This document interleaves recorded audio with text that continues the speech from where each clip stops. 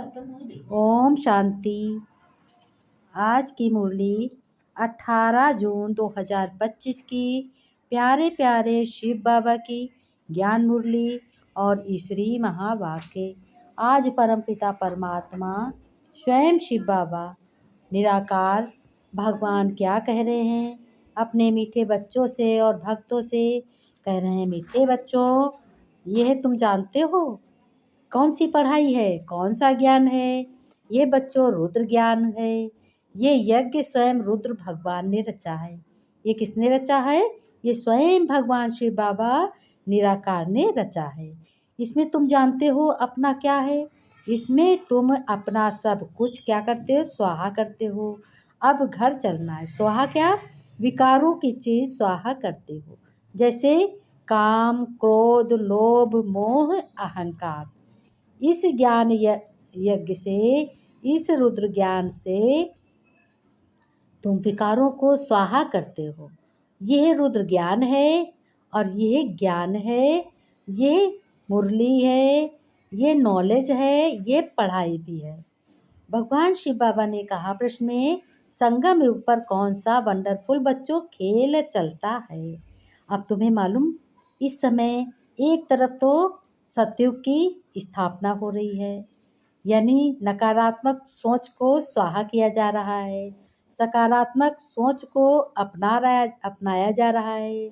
और दूसरी बात क्या है? खेल कौन सा है? जो हमारे पिछले कर्मों का था वो हमारा डिलीट हो रहा है और नए कर्म हमारे इस संगम युग पर ये ज्ञान की पढ़ाई से, ये ज्ञान यज्ञ से मैं रचता हूँ। कौन रचता है? भगवान स्वयं रचते हैं। हम सब क्या हैं? रचना हैं। भगवान अपनी रचना को बहुत अच्छे तरीके से रच रहे हैं। एक एक गुण बच्चों के मन में और बुद्धि में पढ़ा रहे हैं। फिर कौन सा वंडरफुल खेल चलता है? इसके लिए भगवान देखो आगे क्या बता रहे हैं। वो कह रहे हैं, बच्चों जानते हो भगवान के रचे हुए यज्ञ में ही किसके विघ्न पड़ते हैं? असुरों के विघ्न पड़ते हैं। जिस तरीके से श्री राम ने यज्ञ रचा और असुरों ने उसमें हड्डियां डाली, ये प्रतिमा सभी ने देखी है, सभी ने सुनी है। और अब यही समय आ गया है कि अच्छे कर्मों में विघ्न पड़ते हैं। असुर लोग अपनी माया के बस में नहीं हैं और तुमको माया जीत बनना है। वो लोग विघ्न डालेंगे, तुमको विघ्नों से दूर रहना है। फिर बाबा ने कहा, यह भी संगम पर ही वंडरफुल खेल चलता है। ये संगम युग है। ये जब कलयुग का अंत होता है तो और सतयुग की शुरुआत होती है, तो ये संगम युग है। ये वंडरफुल खेल कहा जाता है, सृष्टि चक्र कहा जाता है। ऐसा यज्ञ फिर कब नहीं होता? सारे कल्प में कभी नहीं रचा जाता।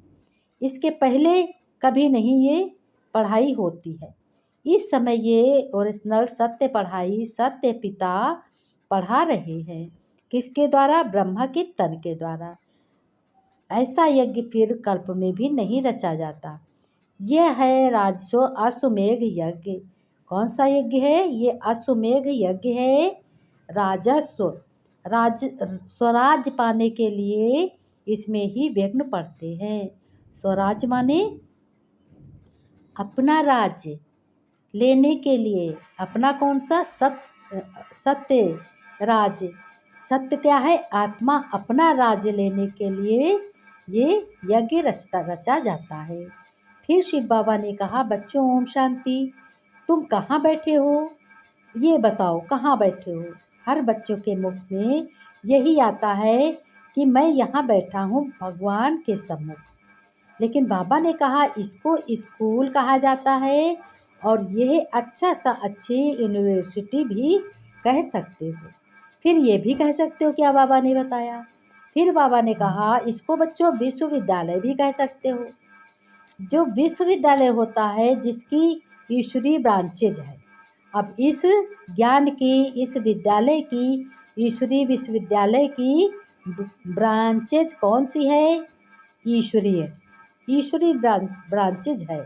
जैसे कहते हैं डिग्री कॉलेज, इंटर कॉलेज है, प्राइवेट हाई स्कूल है ना, जूनियर हाई स्कूल, इस तरीके से कहते हैं। तो तुम्हारी ब्रांचेज है ईश्वरी ब्रांचेज, ये विश्वविद्यालय है ईश्वरी। फिर बाबा ने कहा, परमपिता ने, कि बाप ने बड़े ते बड़ी यूनिवर्सिटी खोली है। ये किसने कहा? ये ब्रह्मा दादा ने कहा कि भगवान जो सबसे बड़ा बाप है, तो सबसे बड़ी से बड़ी कॉलेज खोली है, सबसे बड़ी से बड़ी अच्छी सी अच्छी यूनिवर्सिटी खोली है। शास्त्रों में रुद्र यज्ञ नाम लिख दिया है, शास्त्रों में इसको क्या कहते हैं? रुद्र ज्ञान। इस समय तुम बच्चे जानते हो, क्या जानते हो? कि शिव बाबा ने ये पाठशाला, ये ज्ञान मुरली खोली है। ऊंचे से ऊंच भगवान स्वयं परम पिता पढ़ाते हैं। ये तो बच्चों की बुद्धि में याद रहना चाहिए कि हमको भगवान पढ़ाते हैं। भगवान कौन हो सकता है? निराकार। भगवान कहाँ का है? परम धाम का, ऊंचे ते ऊंचे का। कहते भी हैं जिसका ऊंचा नाम है, जिसका ऊंचा धाम है ना, तो उसका ऊंचा नाम भी है, ऊंचा धाम भी है। बाबा ने कहा कि ये ऊंचा धाम, ऊंचा काम है और ऊंचा नाम भी है।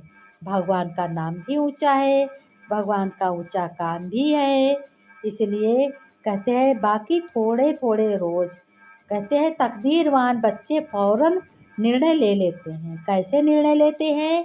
कि हम भगवान के बच्चे हैं और हमें पढ़ाने वाला भगवान स्वयं परमपिता निराकार भगवान स्वयं शिव बाबा है। तो फ़ौरन बच्चे निर्णय लेते हैं। क्या लेते हैं? कि बाबा हमें पढ़ाई पढ़नी है और पढ़ाई पढ़ानी है। अब कौन सी पढ़ाई पढ़नी है और कौन सी पढ़ाई पढ़ानी है? तो बाबा ने कहा, बच्चों इस पढ़ाई से क्या मिलता है और इस पढ़ाई से क्या मिलता है। अब ये जो शरीर से जिस्मानी पढ़ाई पढ़ते हो, उसमें तुम्हें हद की चीज़, जिस तरीके से एक बार तुमने इंजीनियर की पढ़ाई पढ़ी, वकील की पढ़ाई पढ़ी, तो एक ही जन्म में तुम्हें वकील बनोगे। दोबारा जब जन्म लोगे तो तुम्हें फिर पढ़ाई पढ़नी पड़ेगी। लेकिन बेहद की पढ़ाई जो परम पिता परमात्मा शिव बाबा पढ़ाते हैं, वो पढ़ाई तुम्हारी 21 जन्मों तक फल देती है, सुख भोगते हो। तो ख्याल तुम्हें करना चाहिए कि हमको कौन सी पढ़ाई पढ़नी है, जिसको बेहद के बाप के बगैर कोई पढ़ाने वाला नहीं है। बाबा ने कहा, कोई तकदीर में नहीं किसी की। कौन पढ़ाए? पढ़ाई अनेक धर्म हैं, निश्चय अर्जुन कर रहे हैं। भगवान ने कहा, ईश्वर पर भी भरोसा रखो, जरा भी चांस गंवाना नहीं चाहिए। जिसकी तकदीर में नहीं है तो जरा भी बुद्धि में आता नहीं है। क्या नहीं आता है? तुम ऊंचे ते ऊंचे पढ़ाई पढ़ रहे हो, ऊंचा ता ऊंचा भगवान तुम्हें पढ़ाने वाला है। उसी का सुख भोगते हो, पढ़ाई का प्रारब्ध मिलती है। उसमें ये भी बताया जाता है कि सृष्टि चक्र कैसे फिरता है। ये नॉलेज तुम सब बच्चों को होनी चाहिए। उस नॉलेज की दरकार नहीं रहती है। कल्प कल्प भगवान स्वयं आते हैं अपने बच्चों को पढ़ाने। सृष्टि चक्र फिरता है, ये नॉलेज कहते हैं तुम्हारा काम है पढ़ना और पवित्र बनना, योग में रहना बच्चों, यानी भगवान की याद में सभी कर्म करना, कर्म योगी बनना। बाप के बनकर के बच्चों, तुम्हें पवित्र नहीं बनोगे अगर, तो 100 गुना क्या होगा? दंड भी पड़ जाएगा, यानी पाप भी पड़ जाएगा। दंड कहते उसी को। नाम भी बदनाम हो जाता है, नाम भी बदनाम होगा कि तुम भगवान के बच्चे हो। और फिर क्या होगा? सतगुरु का निंदक, भगवान का निंदक कहीं ठोर नहीं पाएगा। लेकिन मनुष्यों को पता ही नहीं है ये कौन पढ़ाता है। लेकिन तुम बच्चे रोज रोज इस ज्ञान मुरली को सुनते हो, ये ईश्वरी पढ़ाई पढ़ते हो, तो तुम्हें सब कुछ नॉलेज है। अब क्या नॉलेज है? कि सत बाप की सतगुरु सत टीचर होगा, वही तुमको पढ़ाता है। वही तुमको पढ़ाते हैं, सच्चा सतगुरु भी है। भगवान ने कहा, ब्रह्मा दादा ने, जैसे बाप ज्ञान का सागर है, तुम भी ज्ञान के सागर हो। बाप ने तो सारा सारा ज्ञान अपने बच्चों को दिया है, जिससे जितना कल्प पहले धारण किया होगा वो उतना ही धारण करेगा। बाबा ने कहा, कर्म बिगड़ तो कोई रह न सके, वह भी कर्म है ना, यह भी एक धंधा है। आजीविका के लिए नाम होता है, बहुत पैसा मिलता है। पानी पर आग पर चले जाते हैं, फिर उड़ नहीं सकते। बाबा ने कहा, इसमें तो पेट्रोल आदि चाहिए नहीं, लेकिन इनसे फ़ायदा तो कुछ नहीं है। पावन तो तुम बन नहीं सकते। साइंस वालों की भी रेस है, उनकी है साइंस की रेस, और तुम्हारी है साइलेंस की रेस, यानी रूहानी रेस। सब शांति ही मांगते हैं। कि कोई भी कितना भी लखपति है, करोड़पति है, बड़ा आदमी है, बहुत पैसे वाला है, लेकिन उसको शांति तो है ही नहीं। दिन में शांति नहीं, पैसे कमाने के लिए, धंधा दौरी करने के लिए।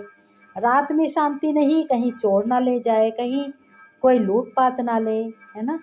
तो बड़े आदमी को तो बिल्कुल ही शांति ही नहीं। अब शांति कहाँ से आए? यह तो है ही दुख धाम। भगवान को भूल करके, कर्म को भूल करके और दुख धाम को याद करते हैं। पापाचार, भ्रष्टाचार, अत्याचार करते हैं तो शांति कहाँ पाएंगे? सुख धाम आएगा ही नहीं उनके लिए। उनके लिए तो दुख धाम ही है। सुख धाम, सुख तो बिल्कुल खलास हो जाएगा। ये अच्छी रीत धारण होना चाहिए। पढ़ाई पढ़कर फिर शरीर निर्वाह करना पड़ता है। बच्चे फ़ौरन निर्णय ले लेते हैं, तकदीरवान जो अच्छे बच्चे होते हैं, कि हमें कौन सी पढ़ाई पढ़नी है, कौन सा ये हमें पढ़ाई पढ़नी है, कौन सी बेहद की पढ़ाई पढ़नी है। ये तो तुम्हें सब कुछ बच्चों को याद है।